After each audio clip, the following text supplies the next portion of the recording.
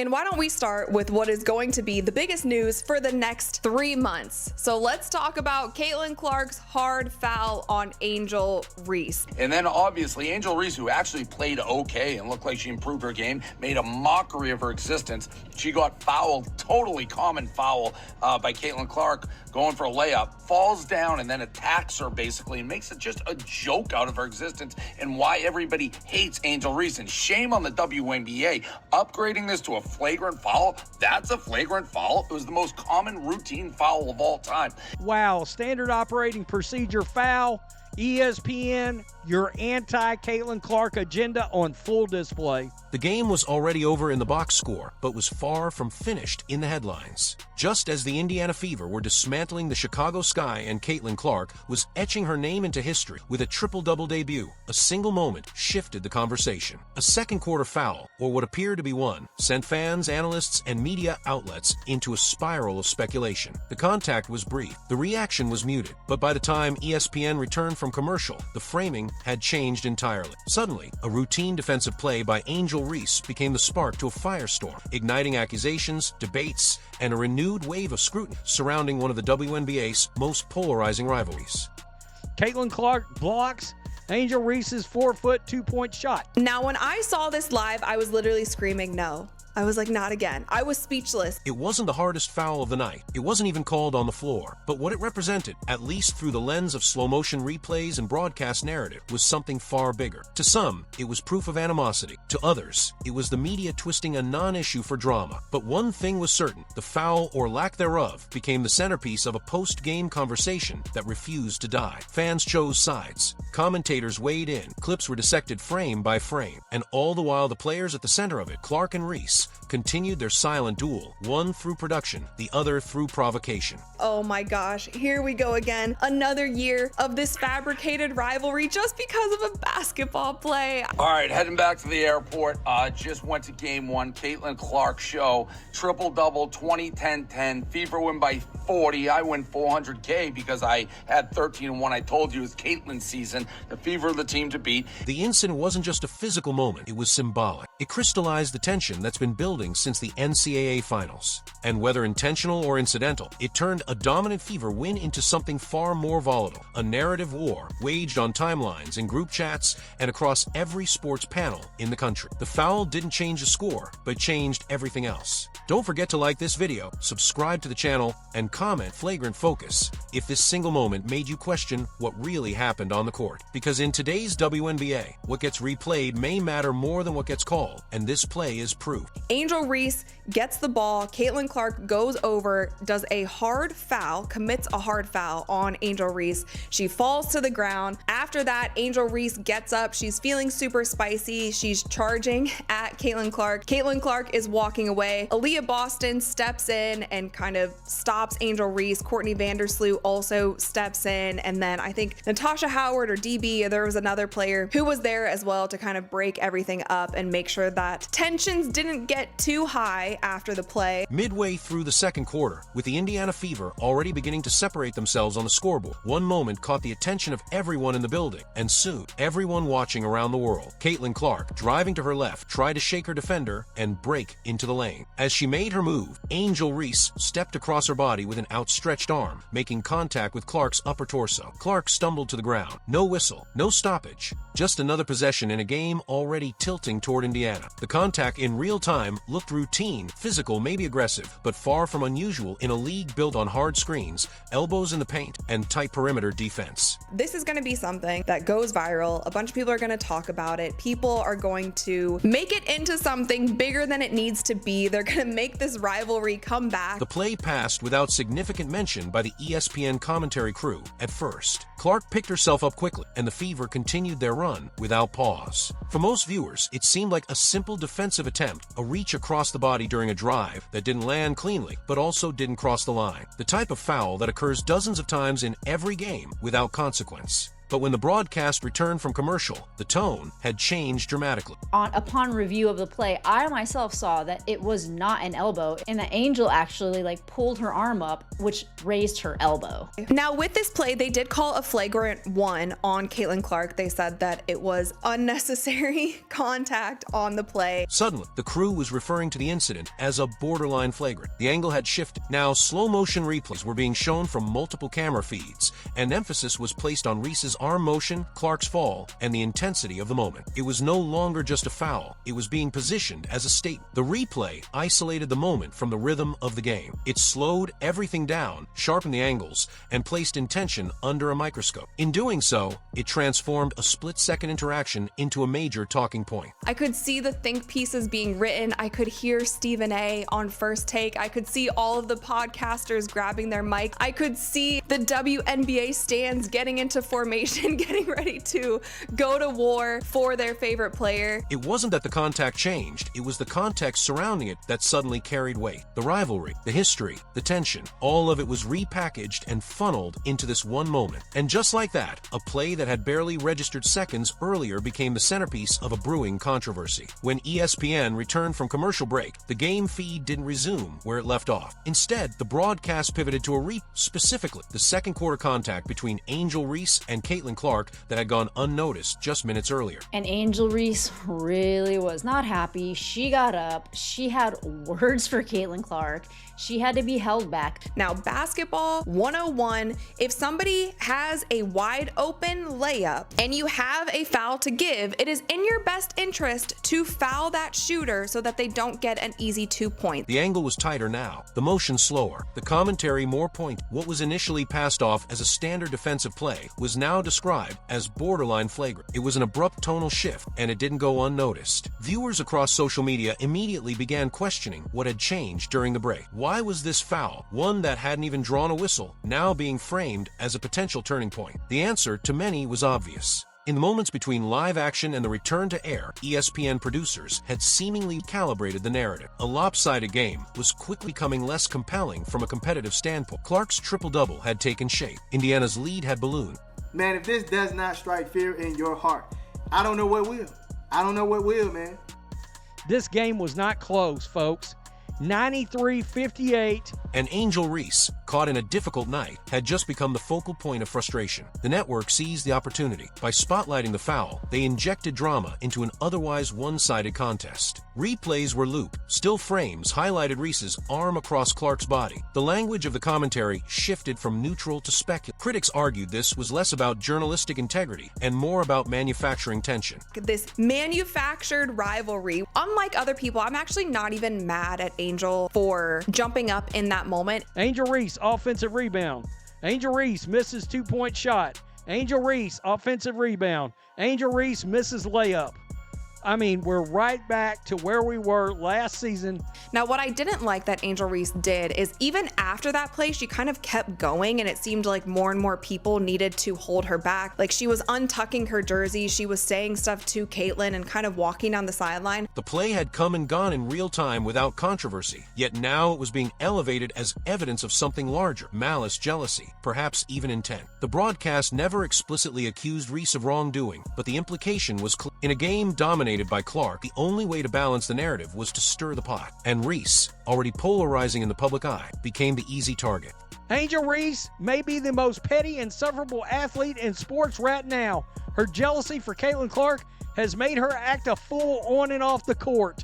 Angel is a spicy player. She fell to the ground. She jumped up and kind of defended herself and got a little spicy in that moment. For longtime WNBA fans, the sequence raised deeper concerns. Was this standard league physicality being blown out of proportion because of who was involved? Or was it a calculated attempt to stoke the rivalry that networks and social platforms thrive on? Either way, ESPN's sudden focus on the foul changed the temperature of the broadcast. The game was still going, but the spotlight had moved. The conversation had shifted from basketball to intention, and that shift would define the post-game reaction more than the final score ever could. There's too many good things happening in the WNBA right now. There's too many good things with this Indiana Fever team and the things that happened during the game, to let this be something like, please, I'm begging you, do not make this a highlight that runs all of the time. Within minutes of ESPN's reframing of the foul, social media erupted. What had begun as a simple broadcast shift quickly exploded into a digital wildfire of conflicting opinions, slowed down clips, and emotional commentary. X, formerly Twitter, Instagram, TikTok, and Reddit became battlegrounds as fans split into two camps. One side saw Angel Reese's reach as intentional, a targeted cheap shot fueled by resentment. The other dismissed the uproar entirely, calling it a standard basketball play exaggerated by networks desperate to spin a story. For the love of God, can we now 100% collectively agree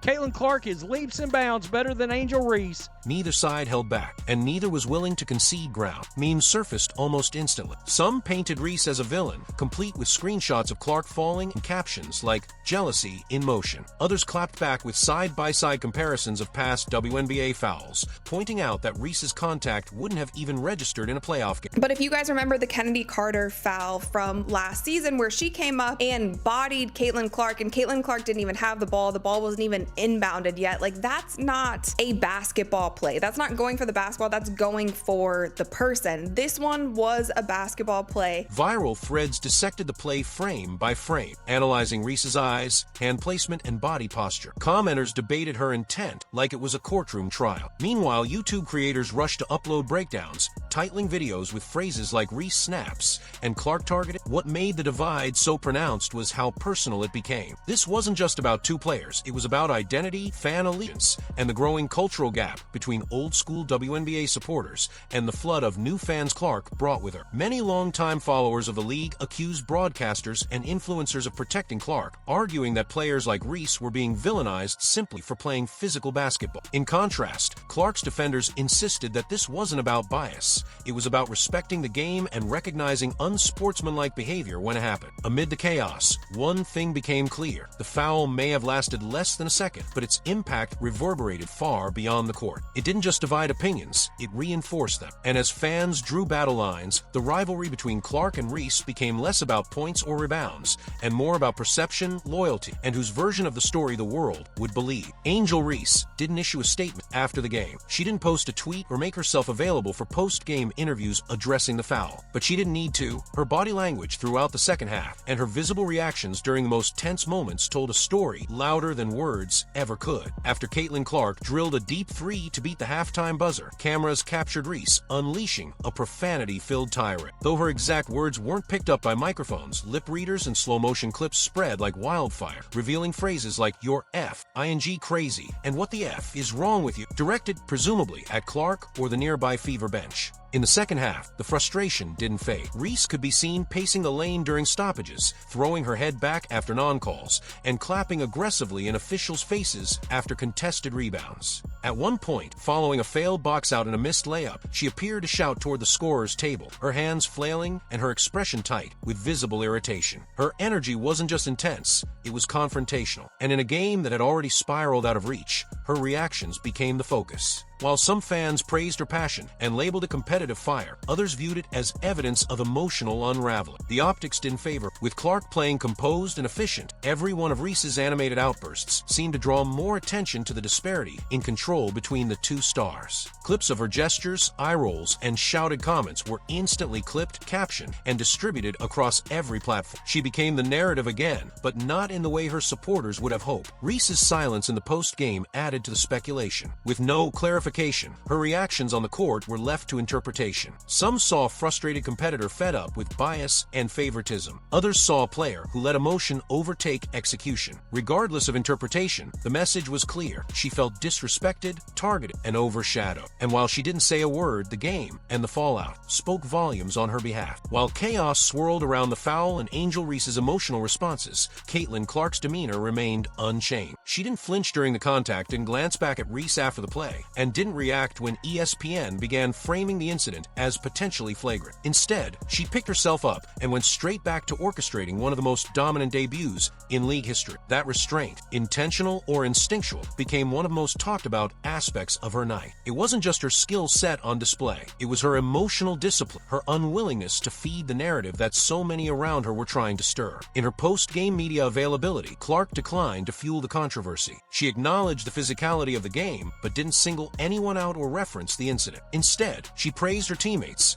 emphasized how happy she was to start the season with a win, and brushed off the drama entirely. No veiled jabs, no defiance. Just a clean, professional deflection. For someone thrust into every headline, her ability to keep the spotlight on the game rather than the tension only strengthened her growing public persona. That contrast, Reese's visible frustration versus Clark's collected confidence, widened the gap in how both players were perceived in the aftermath. As fans picked apart every moment on social media, Clark's silence on the foul didn't make her seem passive. It made her look unbothered, untouchable. She had already made her statement with an October 20th 10 line and a blowout win. Addressing the foul would have only diluted. Instead, she let the scoreboard speak for her. This approach did more than maintain control. It elevated her leadership. By refusing to get drawn into the drama, Clark projected a sense of maturity and focus that resonated with coaches, analysts, and fans alike. While others debated intent and tone, she stayed centered on performance. And in doing so, she quietly dictated the post-game tone. The foul was controversial. The reactions were loud. But Clark's play rendered all of its secondary. She didn't just dominate the game, she controlled the story without saying a word. In the hours following the game, what was once a minor in-game moment transformed into a media frenzy. Debate segments on major sports networks devoted entire blocks to dissecting the Angel Reese foul. The clip was replayed on ESPN, FS1, and countless YouTube reaction shows, each asking the same question. Was it a flagrant foul, or was it simply a hard play misrepresented by slow-motion drama? Analysts were split. Some argued that the contact was intentional and borderline dirty, emphasizing Reese's body movement, the reach across Clark's chest, and her reaction after. Others dismissed the idea entirely, pointing out that it was a routine basketball foul blown out of proportion due to Clark's visibility. The play was broken down frame by frame on shows like First Take, The Herd, and Undisputed, with heated exchanges between hosts echoing the divisiveness among fans. Some commentators leaned into the storyline, calling it jealousy on display, or suggesting that Reese sent a message with the foul. Others took a more grounded stance, reminding viewers that WNBA games are physical by nature and that fouls like this happen in nearly every game without triggering outrage. The deeper issue wasn't just the contact, it was the perception of intent. For some, this was less about the foul and more about who was involved. Caitlin Clark has become a ratings magnet, and anything involving her now carries added weight. That elevated attention, critics argue, creates a skewed lens through which every moment is interpreted. Angel Reese, already cast by many as the rival, now found herself under even more intense scrutiny. This wasn't just about what happened on the court, it was about the ecosystem surrounding it. The networks, the clips, the hashtags, they all contributed to inflating a standard play into a cultural talking point. What remained unspoken in many of these debates was how much of this controversy benefited the league. The WNBA suddenly had wall-to-wall coverage, viral engagement, and non-stop discussion during the regular season. Whether the foul was flagrant or not, it had already served a larger purpose, keeping the spotlight fixed on the league's two most recognizable names. And as the media whirlwind continued, the noise around the play only got louder. As the discourse intensified, a broader conversation emerged, one that reached beyond the foul itself and into the underlying dynamics of coverage, treatment, and star power. A growing number of WNBA fans and former players began questioning whether Caitlin Clark is being overprotected by the league and the media. The incident with Angel Reese was hardly the most physical play of the night, yet it dominated headlines. Comparatively, similar or even harder fouls involving other players rarely received such attention, let alone full segment breakdowns and national outreach. That imbalance sparked accusations of a double standard. Supporters of Reese pointed to a recurring trend. Clark's every bump is magnified, while physical play against other rookies or veterans is brushed aside. Some argued that the league is walking a fine line between promoting its rising star and insulating her from the same physicality others are expected to endure. Social media was quick to revive past examples of hard-nosed defense in the WNBA. Screens that knock players to the floor, elbows in the post, and full-body contact during drives, none of which were given the level of attention that Reese's reach-in on Clark received. For many, it wasn't about whether the play was clean or dirty. It was about the inconsistency in response. On the other side of the conversation, Clark defenders emphasize the unique spotlight she brings to the sport. She isn't just another rookie, she's a marketing engine. Her debut drew record attendance, generated millions of online impressions, and elevated the visibility of an entire league. With that level of exposure, every moment involving her carries more weight. Protecting a player who brings in viewers and drives revenue isn't about favoritism, they argue, it's business. The league has a responsibility to keep its top draws on the court and out of unnecessary danger. Still, the conversation exposed tensions within the WNBA community. Some veterans expressed frustration that Clark is seen as untouchable, while players who've been grinding in the league for years are still fighting for basic recognition. Others welcome the attention but warn that manufacturing villains like Reese could lead to deeper divides. The real issue, many agree, wasn't just Clark's protection. It was the uneven spotlight shining so brightly on one player that everyone else fades into narrative shadows. As headlines spread and highlight reels replayed the now infamous foul, one voice remained conspicuously absent: the WNBA itself. There was no retroactive flagrant, no league-issued statement, no fine, no warning, nothing. The silence was as deafening as the reaction was explosive. For some, this restraint was interpreted as the league refusing to fan the flames of an already viral controversy. For others, it looked like avoidance, a missed opportunity to set a precedent or at least provide clarity. In an age where every moment is dissected in real time, the league's non-response left fans to fill the vacuum, and they did so with fire. Fan bases hardened into battle formations. On one side, Clark Nation, adamant that Angel Reese's foul, while not penalized, was emblematic of something deep: frustration at being eclipsed, of seeing the spotlight shift. To them, Clark had earned every bit of attention, and Reese's body language, followed by expletives, flailing arms, and visible agitation, was an admission that she couldn't keep up. On the other side, Reese's supporters pushed back even harder. They claimed she was being turned into a villain for playing physical basketball, something the WNBA has always celebrated. They pointed to double standards, to how quickly she's labeled emotional or aggressive, while Clark is cast as composed and heroic under identical circumstances. The incident widened a growing divide, not just between two players, but between fan cultures. What started as a rivalry has become a lens for how people interpret competition, confidence, and media framing. TikToks, threads, and reels weren't just reliving the foul, they were rewriting the context. This wasn't just a basketball moment, it was a cultural referendum on everything from race and representation to marketing and media bias. And yet, through all the noise, one truth remains: the WNBA has entered a new era. An era where stars are made in seconds and narratives explode before the final buzzer. Angel Reese and Caitlin Clark are no longer just athletes, they're symbols, each carrying weight far beyond the box score. Every future meeting between the Fever and Sky will now be loaded with expectation, not just for how they perform, but how they behave, react, and represent something bigger than themselves. This controversy won't be the last. It's a preview of what happens when a league long fighting for attention suddenly has all eyes on it. The challenge now is how to handle it, because the games will keep going, but so will the noise. And if this moment proved anything, it's that silence in the middle of a storm can speak louder than a whistle.